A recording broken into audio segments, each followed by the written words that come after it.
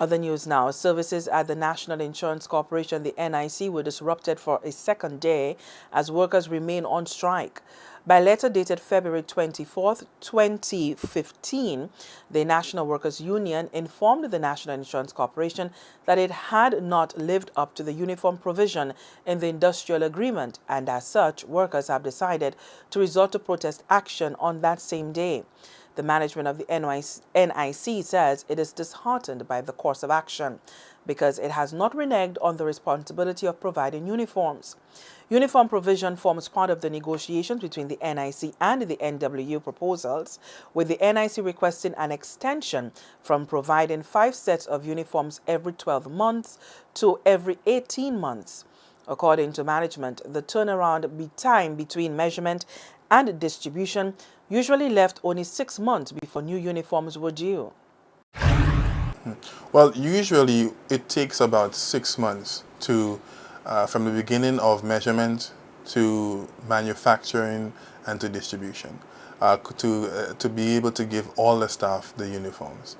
And so if you start in January and you've ended the process in, say, June, July, it means therefore that you have to almost immediately begin the process again in order to satisfy that responsibility the next January. Now, with the switch over to local supplies, it meant that you have a process of tendering, you have a process of identifying those persons. The NIC itself takes very, keen effort.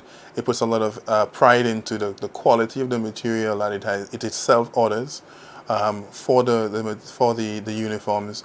And so, having completed the measuring, we are just anticipating that our local partners will, in short order, be able to produce and to be able to deliver those uniforms.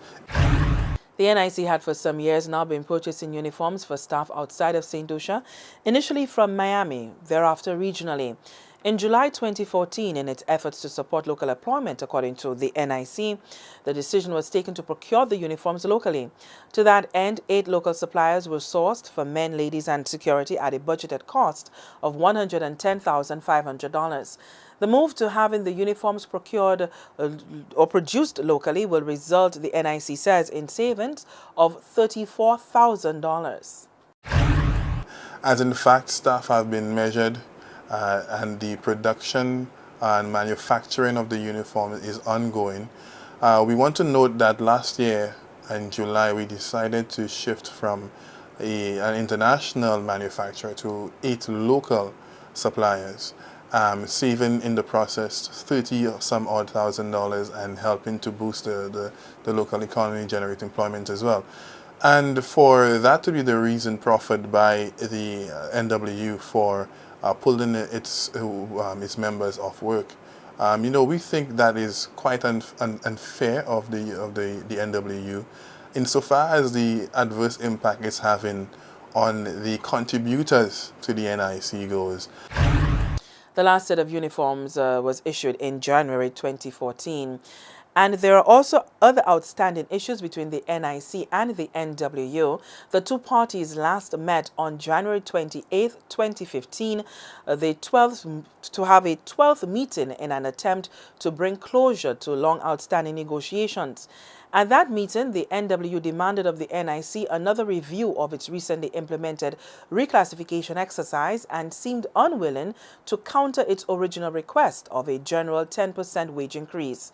The NIC says that of the 23 items put forward by the NWU for renegotiation on October 23, 2013, much progress has been made by both sides. Outside of wages, items on which no agreement has been reached include an increase in car allowance from $750 to $1,000 and a 100% increase in mileage allowance from $1.50 to $3. In addition, the recent reclassification exercise saw increases in staff salaries, with some members getting in excess of 40%. The NIC wrote to the Labour Commissioner on February 18, 2015 for his department intervention.